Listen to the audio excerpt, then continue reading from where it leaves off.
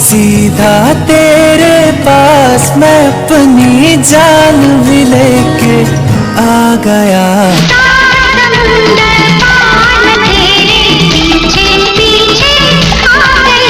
সাত সামান্দার পার মে তেরা বলিউডের এই হিন্দি গানটির সাথে আমাদের প্রত্যেকেরই কিন্তু শৈশবের স্মৃতি জড়িত। বিখ্যাত এই গানটির রয়েছে অনেকগুলা ভার্সন, অর্থাৎ গানটা হিট হওয়ার পর এর অনেকগুলা রিমেক তৈরি করা হয়েছিল।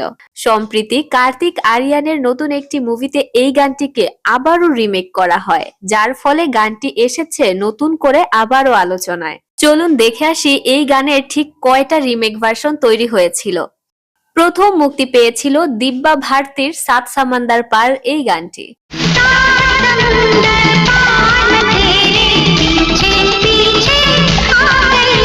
সাধনা সারগামের কণ্ঠে গাওয়া এই গানটা মুক্তি পেয়েছিল 1992 সালে।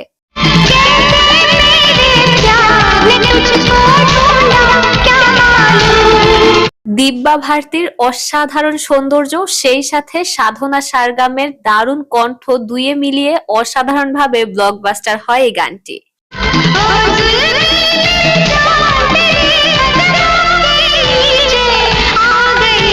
2006 সালে মুক্তি পেয়েছিল এই সাত সামান্দার পার গানটির ডিজে রিমিক্স ভার্সনটি।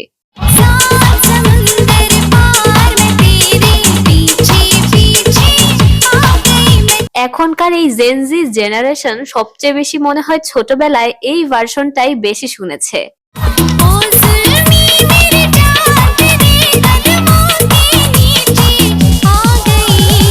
নতুন করে সাত সামান্দার পার গানটি আলোচনায় এসেছে কার্তিক আরিয়ানের গানটি মুক্তি পাওয়ার পরে।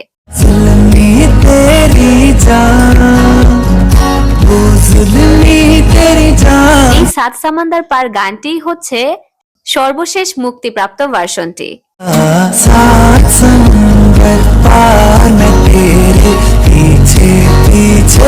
পুরনো কোনো গান নতুন করে রিমেক করা হলে সবসময় সেটাকে নিয়ে সমালোচনা করা হয়, কিন্তু এই গানের বেলায় ঘটেছে পুরাই তার ব্যতিক্রম। কারণ এই ডিজে ডান্স টাইপের গানটিকে উপস্থাপন করা হয়েছে পুরো ভিন্নভাবে।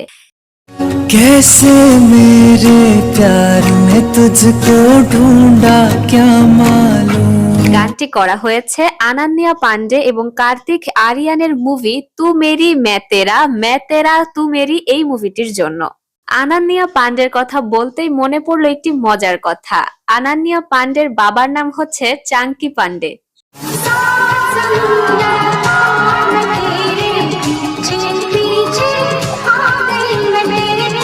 সেই চাঙ্কি পান্ডের একটি মুভিতেও তাকে দেখা গিয়েছিল এই সাত সামান্দার পার গানটি গাইতে।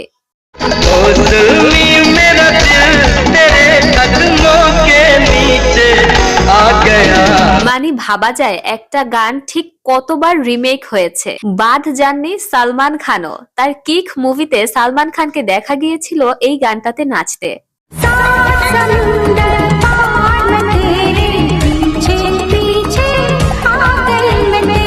সালমান খানের কিক মুভিতে এই গানটি অ্যাড করা হয়েছিল ফানি ক্লিপ হিসেবে দর্শককে বিনোদন দেওয়ার জন্য। দর্শক, এতগুলো ভার্সনের মধ্যে আপনার কোন গানটা সবচেয়ে বেশি ভালো লেগেছে অবশ্যই কমেন্ট করে জানাতে কিন্তু একদমই ভুলবেন না।